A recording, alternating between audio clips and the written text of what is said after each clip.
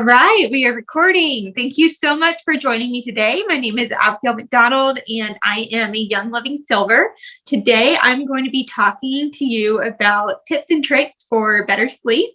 I am not a doctor or anything like that. I have just done my own research, and I picked things from my own experiences as well. So I'm just going to be sharing with you some things that I've learned and some things that I've been implementing in my own life. So research shows that a good night's sleep is incredibly important for your overall health. If you suffer from poor sleeping habits or if you struggle with getting sufficient rest, I'm going to share a couple of tips with you. So side effects of not getting enough sleep, you will have incredibly negative effects on your hormone levels, and it could cause hormonal imbalances.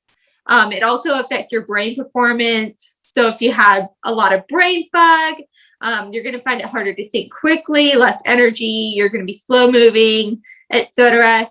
It negatively impacts your exercise performance. So you'll have very little motivation to work out. You'll get shortness of breath, no energy, and you'll start to develop bad eating habits. On the other hand, good sleeping habits will help you develop good eating habits. It will boost your immune system, improve your physical and mental performance, and support your overall health. You'll be a much happier and healthier person if you have a good sleep schedule. So I'm going to share with you some of my tips for sleeping well and for building a really good sleep schedule, because that also goes hand in hand with sleeping well. So number one, vitamin D or exposure to sunshine. Right now, where I live, I am not getting a lot of sunshine. It's been very gloomy and just cold and dreary outside.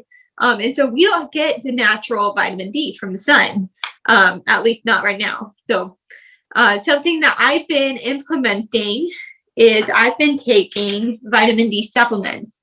And these are available by Young Living. They're chewable. It's called Super Vitamin D. And you just take two, stick it like right on your tongue for about 5 to 10 seconds and then chew it up. This will be able to help support bone growth, muscle, immune system, and nervous system function. So this is really, really important for other things as well, but it will help if you just spend a few minutes outside every day to improve your sleep quality and duration.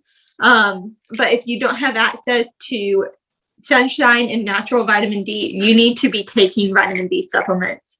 It's also proven that if your vitamin D levels are where they need to be, you'll be able to fall asleep faster. Also, a huge it'll also be good for your hormones as well, for your hormone levels. Just natural vitamin D is so, so important. Number two, reduce your blue light exposure. This is something that I've been trying to implement in my own life as well. So if you have a smartphone or computer, if you're watching this, likely you own one of the two. The most common exposure to blue light is through your phone or your laptop. Too much exposure at nighttime can trick your body into thinking it's daytime, not to mention it's really, really hard. So number one, wear glasses that block blue light. You can find these on Amazon. You can find them at some eye doctor places. They are worth the investment, y'all. They're really, really good for your eyes, and they will help with that strain, because, you know, if you've been scrolling through your phone for a while, you'll start to feel that strain on your eyes. Oh, that's a good point. Melissa says that you can get those at Target as well. So yeah, so you can pretty much get them anywhere. They are available at most places, and they are worth the investment for your health. So, and some of them are not even that expensive. Melissa was saying that Target has some for $3 to $5. So I would definitely look into that if you want to reduce blue light exposure. Stop watching TV, turn off your phone at least 2 hours before heading to bed, and try not to scroll through social media before you fall asleep. I know that that is one of that is one of my biggest pitfalls. I feel like with blue light exposure is I find it really, really easy to just sit there and scroll through, check in on friends and family, which isn't a bad thing, but right before bed is probably not the best thing to do. Also, we have a supplement, and I didn't grab it out, but it is called Illuminize, and this is a supplement that Dr. Mike Boot created to help your body to block blue light and help strengthen your eye health. So it's really, really good to take that to help reduce your blue light exposure. Number 3, limit your caffeine intake. I know you hear this a lot, but it is so, so important. Many people believe caffeine can have lots of health benefits. It's probably not the best thing, though, to consume right before bed. Coffee is proven to stimulate the nervous system and may stop your body from naturally relaxing at night. And caffeine can actually stay elevated in your blood for 6 to 8 hours. So I really would not recommend drinking caffeine before bed, especially if you are already sensitive to caffeine or you really had trouble sleeping. Stay away from caffeine right before bed. Number 4, try to stay on a consistent sleep schedule. I know this can be difficult, but it is possible to do. So studies show that being consistent with your sleep schedule can aid long-term sleep quality, and trying to get on a regular sleep and wake cycle, especially on weekends, will help you to develop a good sleeping habit.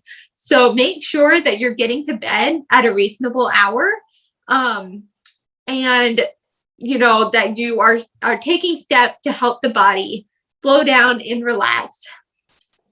Number 5, don't take long naps midday. I know it's very tempting, but while power naps are great for your health, try not to take long or irregular naps throughout the day, as it confuse your brain and make it harder for your body to relax before bed. The effects of napping depend on the individual, so not everyone may have the same experience with this, but I know for me, if I take a power nap in the middle of the day, it is really hard for me to fall back asleep at night because my brain will think that it's nighttime if I take a nap during the day, and then I'll have a really, really difficult time winding back down. Number 6, reduce bright lights and external noise. This includes things like night lights, alarm clocks, electronic chargers, etc. Make sure your bedroom is a quiet and relaxing place. I would also encourage you to put your phone on do not disturb or something like that, because I know for me, if my phone pings in the middle of the night with an alert or notification, it will wake me up and it will make it really difficult for me to fall back asleep. So making sure that you take the time to make sure that there's no distractions while you're sleeping, it is really going to help with your overall sleep. So one thing for me, even with my diffuser, that light will keep me up at night. So what I do is I make sure that I either have my setting, I think this is the Lucia diffuser, but it's one of the glass ones. And you can turn off the light, but keep the diffuser going. So that's how you do that. And most of our diffusers have that option. But yeah, so that is something I do. But if I am using a diffuser that has a light on it and I can't turn it off, then I will put it in a place in my room where I can't, because that way it won't keep me up. I also really don't like what are those called? Like the noise machines, because I find those very, very distracting and those keep me up. But to each their own. Some people sleep better with a noise machine. But if you are very, very sensitive to any type of noise or lights, you may want to stay away from that. Number 7, a lot of people don't think about this, but bedroom temperature is really, really important. to be able to get on a good sleep schedule and be able to sleep well. Body and bedroom temperature can significantly impact your sleep quality and increase wakefulness. It can be really, really hard to get a good night's sleep when you're too hot or if you're too cold. Most people find that a temperature of around 70 degrees is a good temperature, although I recommend that you test it out to find what's most comfortable for you because everyone's different. Number 8, try to relax a little bit before bed. Relaxation techniques before bed have been shown to improve your sleep quality and may improve insomnia. Some relaxation techniques include listening to relaxing music before getting bed, reading a book, or even taking a hot bath or a shower. Just taking some nice relaxing steps to kind of wind down and allow your body to relax. I think it's also really important to apply some essential oils before you go to bed because that will help your body just to relax very, very naturally. Number 9, make sure that you have a comfortable bed, mattress, or pillow. Have you ever gone to a hotel and just crashed on that bed and then woke up thinking, wow, I slept great? That's because your bed quality can also affect your sleep. It's recommended to upgrade your bedding every 5 to 8 years. A good mattress should not only improve your sleep, but it can also reduce back and shoulder pain.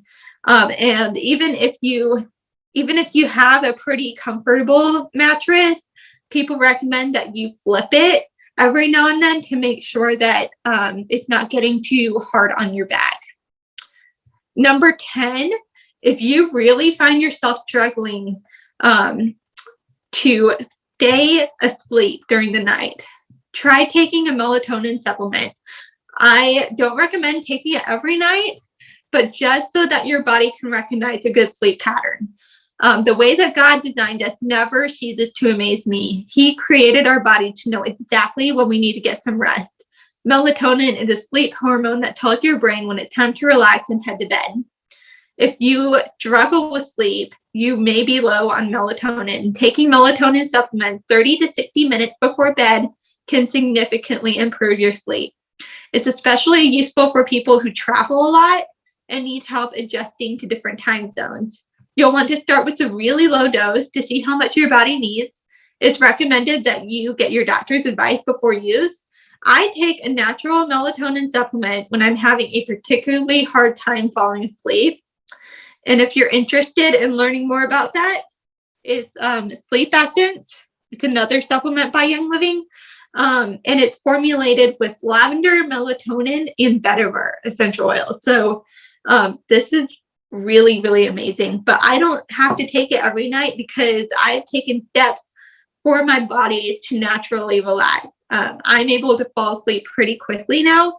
But if I am very energized or if I have a lot of adrenaline leading up to something really important, for instance, I'm getting married next week and I know I'm probably not going to sleep very well, I will probably want to have this on hand because I will want to make sure that I am getting good sleep.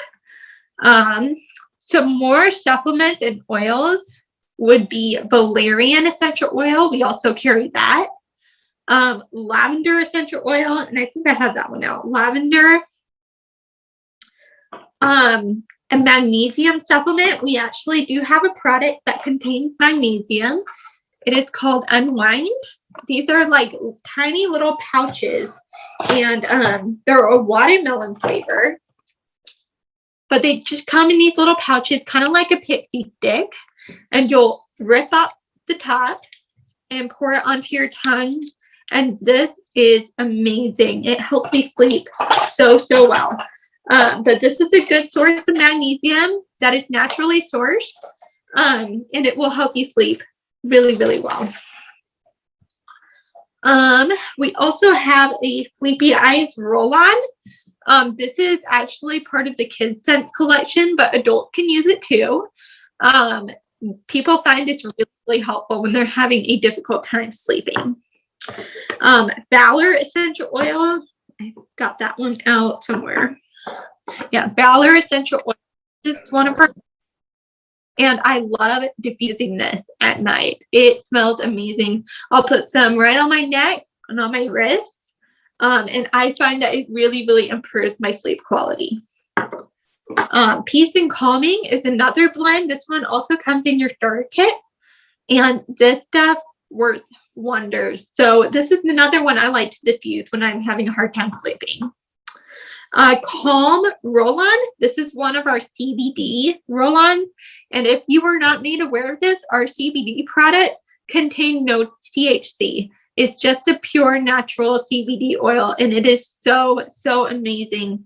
If you have a particularly hard time with your sleep, I would recommend trying it out.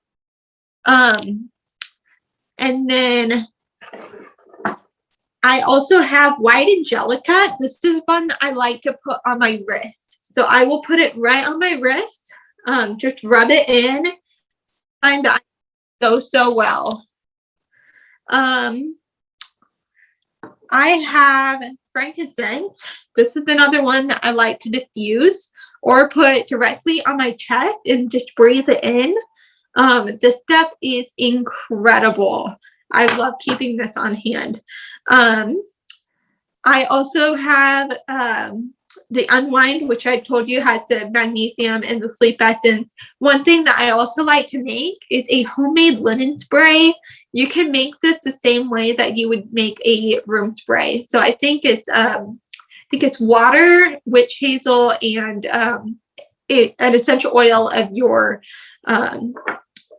choice. So for me, I really like putting something light and airy, kind of just like Dress Away or lavender, or orange and frankincense is also a really good combination. But spraying that on your pillow before bed, not only does it make your pillow smell like fresh and airy, but it will help you sleep so much better. So these are a couple of my tips for a good night's sleep. I know that was a lot of information in a very short period of time, but I just wanted to share some things I've learned. If you have any questions about anything I've covered, feel free to message me. I'm on Facebook as Abigail McDonald, or you can ask me after I finish the recording. Thank y'all for watching, and I hope you enjoyed it.